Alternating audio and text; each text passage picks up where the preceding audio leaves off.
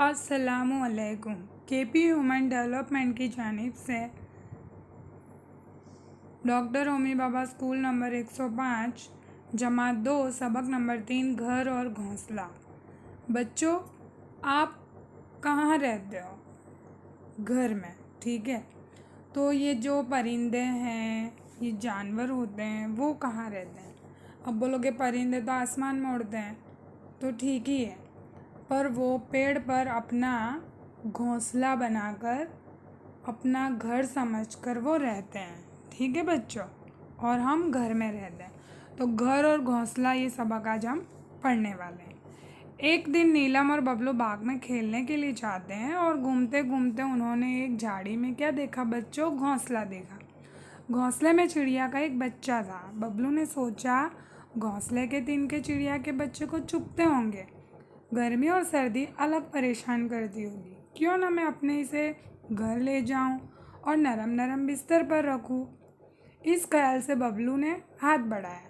चिड़िया का बच्चा चू चू करके चिल्लाया, मुझे ना पकड़ो, मुझे ना पकड़ो। बबलू बोला, डरो मत भाई, मैं तुम्हें कोई नुकसान नहीं पहुंचाऊंगा, तुम्हें आराम से रखूंगा। तुम्हें ये तिनके चुभते होंगे। तिनका यानी जो घास के तिनके होते हैं, पत्ते होते हैं डालियों के साथ, उसे तिनका कहा जाता है। चिड़िया का बच्चा बोला, शुक्र है भाई, तुम बहुत अच्छे हो, लेकिन सुनो, मुझे तो अपना घोंसला प्यारा है। मेरी माँ ने परों का नरम बिस्तर बनाया है, ये देखो। बबलू ने देखा सचमुच घोंसले के अंदर नरम नरम परों का बिस्तर बिछा हुआ था, इसलिए तिनके चुभते न थे।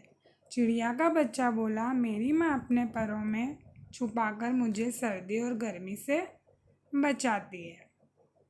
बबलू ने चिड़िया के बच्चे से कहा, मेरा घर बहुत बड़ा है, इसकी छत और दीवार में मुझे गर्मी और सर्दी और बारिश से बचाती है।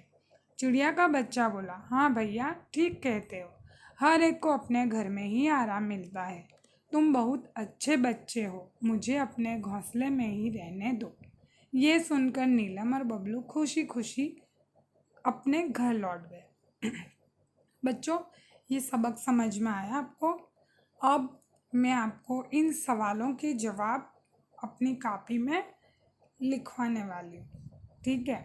तो मैं जो ब्लैक बोर्ड पर इसके सवालात के जवाबात लिख रही हूँ, आपको अच्छे हरूफ में उसे अपनी कॉपी में लिखना है, ठीक है बच्चों।